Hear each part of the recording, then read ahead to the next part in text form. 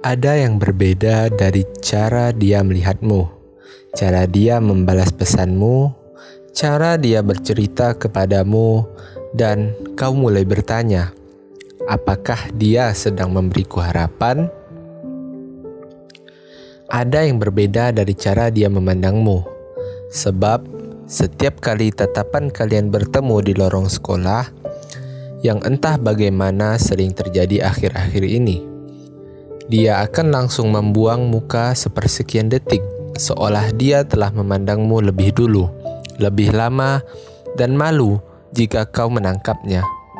Namun sedetik kemudian, dia akan berbalik menatapmu dengan sedikit binar dan salah tingkah di bola matanya, dan sudut-sudut bibir yang sedikit melengkung, canggung. Lalu sudah, dia akan kembali dalam kesibukannya, dan kau tertinggal menatap punggungnya yang menjauh. Tanpa sadar, dirimu tersenyum. Tadinya kau biasa saja. Tadinya dia hanyalah teman sekelas tanpa arti, teman sekelas yang tak menonjol, duduk di bangku barisan tengah, bukan yang paling pendiam, bukan yang paling ramai, bukan yang paling nakal, bukan yang paling rupawan, melainkan siapa peduli jika caranya memandangmu membuatmu merasa sedikit spesial. Dalam hidupmu, kau melihat teman-temanmu jatuh cinta dan dicintai, dan itu membuatmu insecure. Teman-temanku sudah menemukan pasangan, aku kapan? Tetapi siapa yang mau menerima diriku yang biasa saja ini? Sejak kau menemukan perbedaan dalam tatapan matanya, harapan baru menyala di hatimu, dan kau mulai bertanya-tanya di dalam hati, bolehkah aku merasa seperti ini? Padahal yang dia lakukan hanya memandangku. Apakah ada makna dari tatapan itu? Tak berhenti di situ, pun ada yang berbeda dari cara dia membalas pesanmu. Kau butuh belasan, bahkan puluhan menit menanti balasan pesan teman-temanmu. Namun, dia tak pernah membuatmu menunggu lama. Satu hai sederhana darimu, dia akan menghabiskan waktu online bersamamu. Tadinya, percakapan kalian hanya seputar urusan sekolah. PR buat besok apa ya?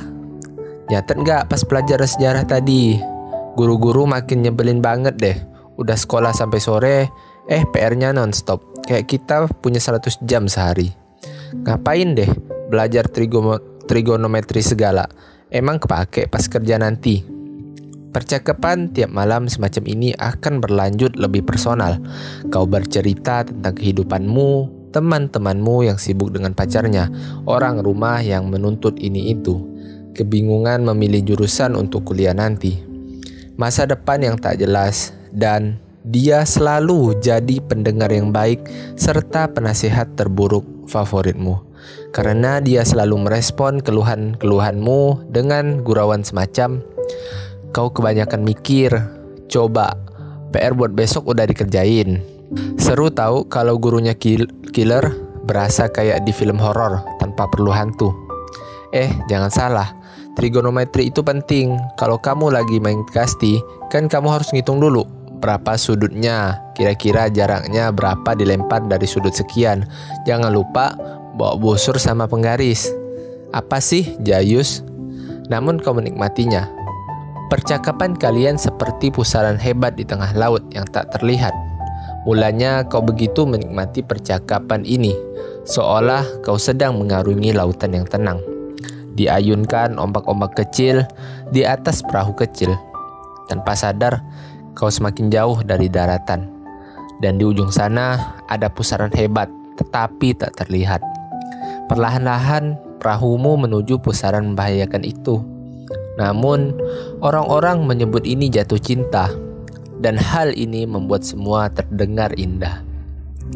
Sayangnya tidak seindah itu, sebab perahumu semakin dekat dalam pusaran, dan kau mulai sadar kalau sudah jauh dari daratan.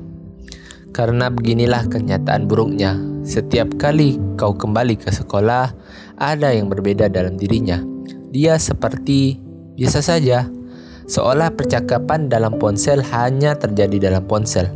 seolah hubungan kalian adalah hubungan rahasia tanpa arti. Apa yang ada dalam ponsel, ya tertinggal di dalam ponsel. Dan tatapan spesial itu semakin hari tidak terlihat sama. Karena ketika kau mencari tatapannya, yang kau lihat adalah dirinya berbincang dan bergurau dengan gadis yang duduk di depannya. Jika dia memang menyukaiku, harusnya dia menjaga perasaanku, kan? Atau aku terlalu berlebihan dalam merasa? Mungkin mereka cuma teman. Ya, mereka memang teman. Lalu, apa makna dari semua curhat dan semua gurauan hingga tengah malam di ponsel? Apa sebenarnya maksud dia? Apakah dia sedang memberiku harapan? Apakah ini semua sinyal dan kode? Ataukah dia menganggapku sebagai teman saja? Namun, jika aku hanya dianggap sebagai teman, mengapa dia selalu jadi orang tercepat yang membalas pesanku? Mengapa dia selalu ada ketika aku butuh? Mengapa percakapan kami begitu intens? Mengapa kami begitu terbuka satu sama lain? Kau bertanya kepada teman-temanmu. Jawaban teman-temanmu melambungkan hatimu. Iyalah, jelas banget dia care sama kamu. Sinyal dari kamu kurang kencang kali. Keningmu mengerut, balas bertanya. Aku udah cukup terbuka sama dia. I told him all of my stories. Harusnya itu kan jadi sinyal buat dia. Masalahnya, jika dia memang memiliki rasa, mengapa nggak ada perkembangan dalam percakapan kami? Kayak cuma di situ-situ aja. Nggak ada omongan tentang hubungan ini. Salah satu temanmu berkata, udah bukan zaman cewek nungguin cowok. Gak ada salahnya cewek yang mulai duluan. Namun, bukan itu masalahnya. Lalu, gimana kalau aku sudah mengungkapkan semuanya dan ternyata dia emang gak ada rasa? Dan sejujurnya, aku terlalu takut untuk mengetahui kenyataannya. Aku belum siap patah hati. Namun hari ini, kau berbaring di tempat tidurmu. Lampu mati, ponsel menyala, membalas pesan-pesannya. Perahumu mendekati pusaran tak terlihat itu, dan ombak semakin menjadi-jadi. Ada lubang kecil dalam perahumu karena air mulai masuk. Dadamu sesak, hatimu gundah gulana, dan logikamu bimbang. Apakah sebaiknya aku menghentikan ini semua? Lalu bagaimana jika dia memang ada rasa? Atau aku katakan saja, dan aku berada di sini, duduk di bangku komputerku, memahami perasaanmu. Aku tidak melihatmu, aku tidak mengenalmu. Tetapi, bolehkah aku mengatakan sesuatu? Kita sama-sama tak pernah tahu bagaimana ini berakhir. Apakah kau hanya sebatas rumah persinggahan? Apakah kau hanya kepingan kisah cinta yang akan hanya jadi kenangan masa lalu?